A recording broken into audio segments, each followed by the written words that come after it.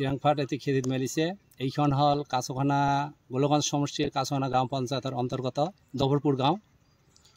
আমি কিছুদিন আগতে বানপানীৰ কাৰণে শালি ধান ৰুব পৰা নাই।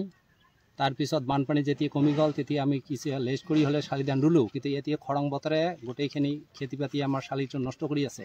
আমি শালিৰ ওপৰতে নিৰ্ভৰশীল। আমি ইয়াত চাকৰি কৰা মানুহ নাই, আমি শালিৰ ওপৰত নিৰ্ভৰ কৰি ল'ৰা ছোৱালীক ভৰণ পোষণ দি আমি চলি আছোঁ।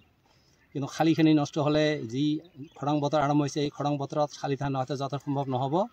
গতিকে আমি ওপৰত ডিচি বা সংসদ ডাঙৰীয়াক আমি বিশেষভাৱে অনুৰোধ জনাইছোঁ যাতে ইয়াৰ সুকল্প ব্যৱস্থা অতি সোনকালে লোৱাৰ বাবে আমি টানিও অনুৰোধ জনালোঁ। আৰু যদি ইয়াৰ কোনো বিহিত ব্যৱস্থা লোৱা নহয় তেনেহ'লে হয়তো আমি নাখাই মৰিব লাগিব। কাৰণ শালিৰ কোনো আমি যিখিনি চিমটম এতিয়া দেখি আছোঁ এইখিনি কিন্তু ভাল নহয়। খৰাং বতৰে এইখিনিয়ে নষ্ট কৰি দিব। জলসিঞ্চনৰ কোনো ধৰণৰ ব্যৱস্থা আজিলৈকে দিয়া নাই।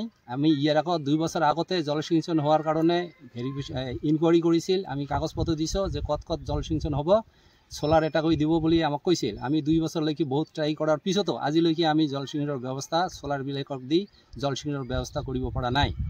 গতিকে এইটো কি হৈ আছে আৰু কি ক'ত আটকি আছে আৰু কি পেণ্ডিং কিয় হৈ আছে, আমি মিনিষ্টাৰ MLAক আমি টানি অনুৰোধ জনাইছোঁ একেবাৰে যালে এইখিনি ৰিলিজ কৰি দি কৃষকৰ ব্যৱস্থা কৰাৰ কাৰণে আমি অনুৰোধ জনাইছোঁ। একমাত্ৰ বৰষুণৰ পানী ইয়াত একমাত্ৰ বৰষুণৰ কাৰণে নিৰ্ভৰশীল।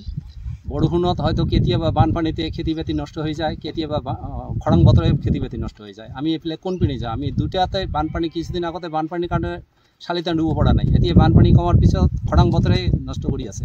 ইয়াততো কোনো ব্যৱস্থা নাই। আমি নিৰ্ভৰশীল। চৰকাৰক আমি টানি অনুৰোধ জনাইছোঁ যে বিশেষকৈ কৃষিজীৱী মানুহৰ ওপৰত যিবিলাক কৃষিৰ ওপৰত নিৰ্ভৰ কৰি আছে, এইবিলাকৰ সুবিহিত ব্যৱস্থাৰ কাৰণে চৰকাৰক আমি টানি অনুৰোধ জনালোঁ যাতে ইয়াৰ কোনো সুবিহিত ব্যৱস্থা জলসিঞ্চনৰ ব্যৱস্থা কৰি দিব লাগে। জলসিঞ্চনৰ ব্যৱস্থা কৰি কৃষকৰ যাতে উপকৃত কৰে।